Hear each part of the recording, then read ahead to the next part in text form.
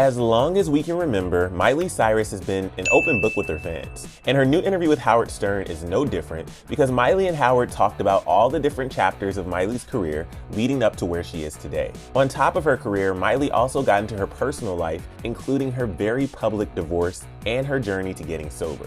Now, in the part of the interview where Miley discussed her sobriety, Miley said that while she was sober earlier this year, the pandemic took a toll and led to her breaking her sobriety. She said, quote, "I am always truthful, and a lot of people, their sobriety broke during this time. I was one of them. Luckily, I haven't gone back to using any drugs, but I was drinking during the pandemic." She says she doesn't like calling it a relapse, but rather a regression because alcohol isn't her demon, and she doesn't consider herself a typical alcoholic. But she did admit that drinking has heavily impacted her relationships over the years. Miley said, quote, "It really affects my relationships. I'm not the best partner. I'm not the best daughter. I'm not the best sister. I can be a little unreliable. So if that's an alcoholic, if we're not measuring it by how much we drink, but how we perform as a human being, then I would say alcohol is a problem for me because I'm not at my best." Though Miley made it clear that alcohol was not the reason that she and Liam Hemsworth got divorced, fans know that Miley and Liam were together for about a decade and married for almost a year before they split up.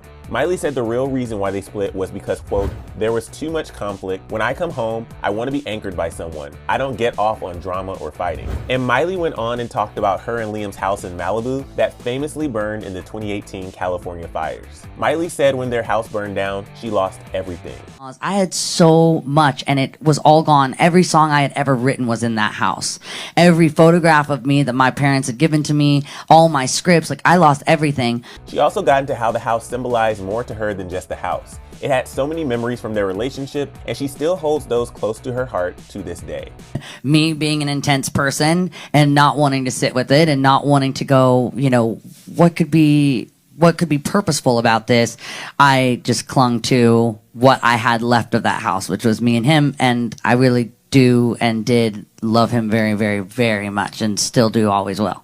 And Miley made it clear that she's single now, despite having some very high-profile relationships with celebs like Cody Simpson and Caitlyn Carter since her split from Liam. I'm free and can do whatever the I want, which feels great for the first time in years and years. And in case you were wondering if Miley has met anyone else this year since she's been single, she revealed that it's been a really interesting and challenging time to meet or date people during the lockdowns. However, she did say that she's managed to meet people in other ways. She said, quote, "I do a lot of FaceTime sex." Okay, well, there you have it. At the end of the day, Miley seemed very proud of her new album and like she's in a better place in both her personal life and professional life than she was at some other points this year. And that's all we really want for her. We love a happy, helping Miley.